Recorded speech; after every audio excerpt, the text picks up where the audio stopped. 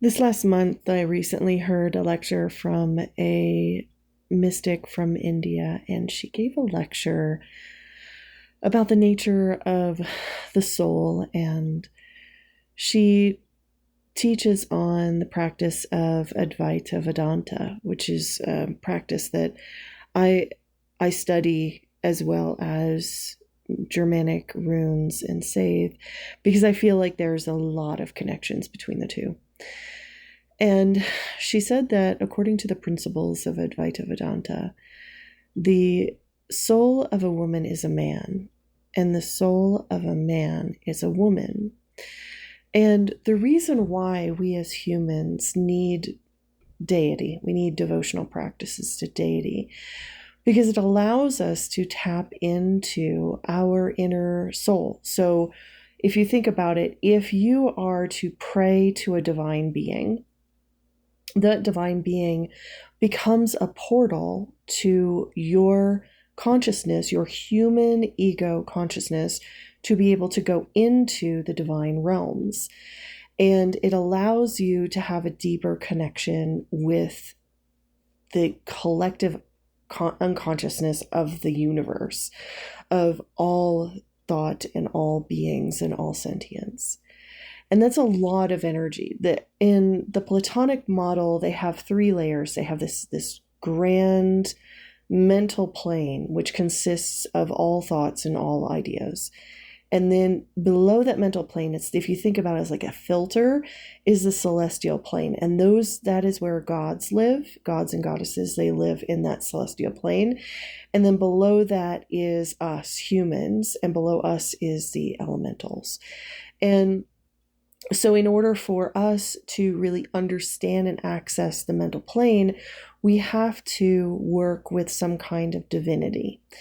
Now, not all spiritual practices teach this. Like in Bon Buddhism, they talk about developing the consciousness of the self into a deity. But in Advaita Vedanta, they're very much pointing like, find a deity that calls to you, find a deity that works for you, and learn to love that deity, learn to connect with it and channel the energies of that deity so that you can channel into the infinite. Now, here is a crux. The soul of a woman is a man, and the soul of a man is a woman. And so here I was, a long time witch, and had a very big aversion to the divine masculine, just through personal issues and trauma.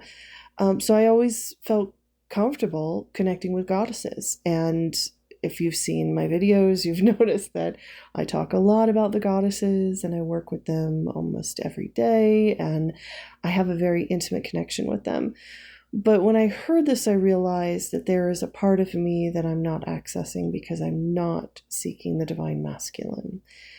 And so I sought my goddesses and I asked for direction on a divine masculine to work with. And I went on a long journey this last month and I found a masculine to work with. And I will say that the experience has been incredibly enlightening. It's also humanizing. Like, I feel, for the first time, I feel very vulnerable and very human. I also feel very loved. And it's given me some really great power to see some of my inner child wounds, as well as, and I'm just at the beginning of this devotional practice. I'm also connecting with my divinity, my divine masculine, and he is a god. I'm not going to name him because it's not anybody's business but mine.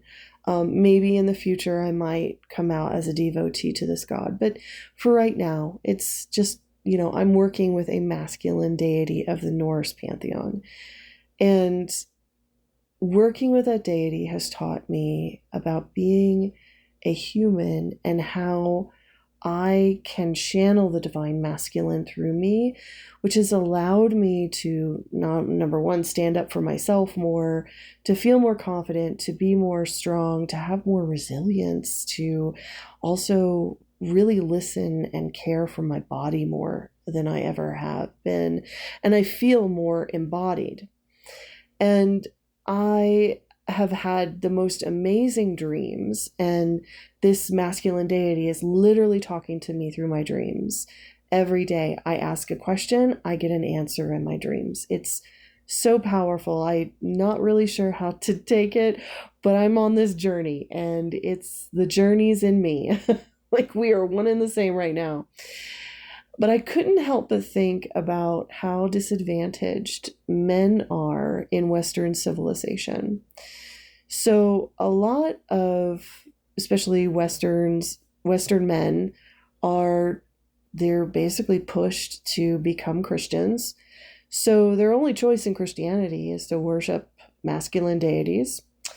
And then if, let's say, you become a pagan man, they most of them worship men. They worship male gods. Like in heathenry, so many men worship Odin or Thor or Freyr, and very few, I have only met a handful of men who actively worship and work with the goddess and take instruction from her, like yield and surrender to her.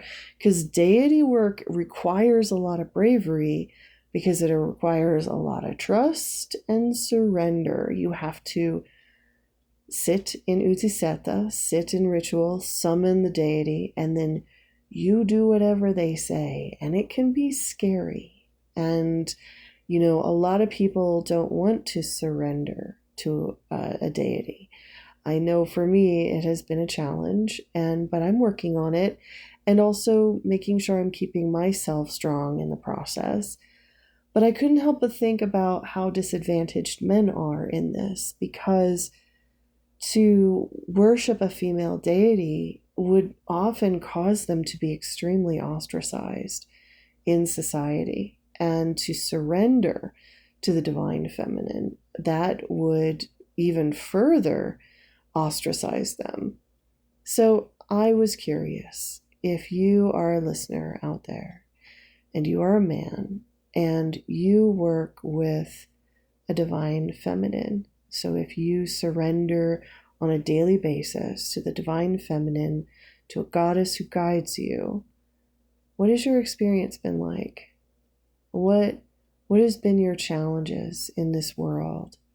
Do you feel like you are a more whole person? Do you feel like you can connect with women more? Do you feel like you can connect with your own body more, your own emotions?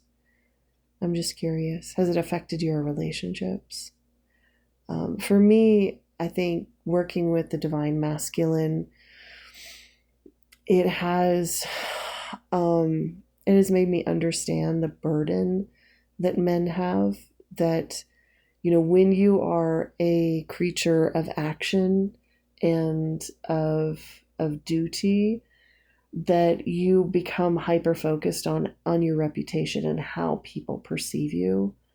And I think women too. I mean, women have the issue of like, if they do not take care of their physical image, they are not desirable. And a woman who isn't desirable is no longer useful in society. And that can lead to her not being able to survive in society. So there's like both, I think both genders really struggle with how they are perceived by the greater community. But I know for me, like as a woman, you know, working with the divine masculine, it allows me to drop into my feminine and also not put up with any bullshit from human men, which has been a really nice change of pace for me. And I was wondering if with men, like if you work with the divine feminine, are you pickier about your lovers? Are you pickier about the women that you engage with? Are you more loving towards your own body and towards your own self? Because I'm finding that's what's happening to me, is that the divine masculine that I'm working with, he's very protective of me and he very much wants to help me. And he's teaching me at my level, which I really